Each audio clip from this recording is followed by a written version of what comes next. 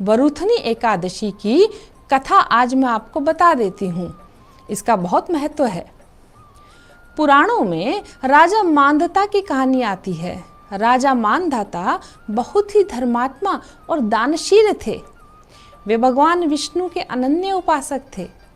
एक बार राजा जंगल में तपस्या के लिए गए और एक विशाल वृक्ष के नीचे आसन लगाकर तपस्या में लीन हो गए। उसी दौरान एक विशाल जंगली भालू ने उन पर हमला कर दिया और राजा के पैरों को अपने जबड़े में दबाकर चबाने लगा। तपस्या में लीन होने के कारण मांधाता संयम पूर्वक बैठे रहे।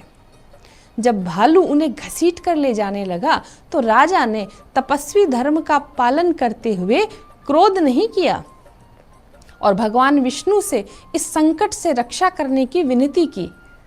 राजा की तपस्या से प्रसन्न होकर भगवान विष्णु ने राजा की रक्षा की, लेकिन तब तक भालू राजा के पैर को लगभग पूरा चबा चुका था। राजा बहुत दुखी थे, दर्द में थे। भगवान विष्णु ने उन्हें वैशाख मास के कृष्ण पक्ष की एकादशी पर अपने वराह रूप की पूजा करने का और व्रत रखने को कहा। राजा ने ऐसा ही किया और वह पूर्व की तरह स्वस्थ हो गए। व्रत के प्रताप से उनके पूर्व जन्मों के पापों का गलन हो गया और राजा की कीर्ति भी चारों तरफ फैल गई। ऐसा पुण्य प्रताप है वरुथनी एकादशी व्रत का।